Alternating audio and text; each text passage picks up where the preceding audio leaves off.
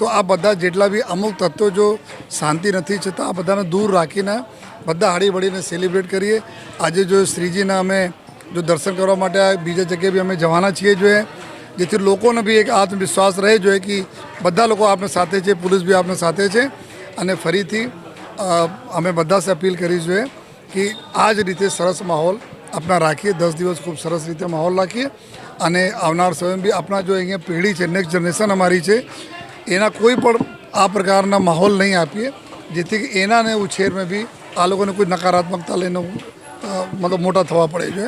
અને ફરીથી જોઈએ આપના માધ્યમથી, મીડિયાના મિત્રોના માધ્યમથી વિસ્તારના લોકોને વિનંતી પણ કરીએ છીએ કે એકદમ એન્જોય કરો, મસ્ત રહો, જો સ્વસ્થ રહો। સર, 2 દિવસ પહેલા જે માહોલ હતો ફરીથી એ જ માહોલ સ્થાપિત થઈ ગયો છે। હા, અહીંયા તો અમે જો તો ઘણા બધા લોકો અહીંયા હતા, જો કે અહીંયા નહીં હતા, સ્થાનિક બહારને બી હતા જો લોકો। અહીંયાના લોકો જ્યારે અમે વાત કરીએ છીએ તો પોતે લોકો બોલે છે અમે ખૂબ રાજી ખુશી રહીએ છીએ, રહેવા માંગીએ છીએ।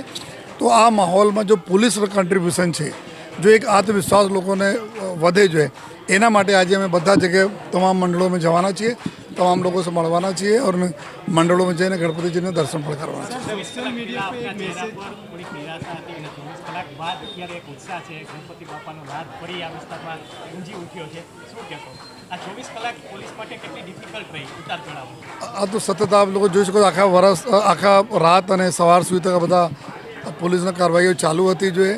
અને આજે જ્યારે લગભગ 24 કલાક જેટલા થઈ ગયા છે તો પુલિસને બી અમે લોકો બી જો જ્યાં જ્યાં અમે और काम કરવા જોઈએ શાંતિ માટે આ બધા અમારે કામગીરી બી ચાલુ છે।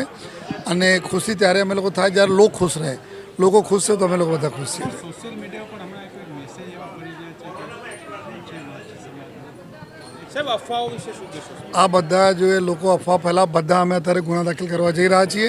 જેટલા બી મેસેજ કોઈ પણ ખોટા અફવા ફેલાવવા માટે નાખશે તો આ બધા ઉપર જો અમે સીધે FIR દાખલ કરવાના છીએ જોઈએ।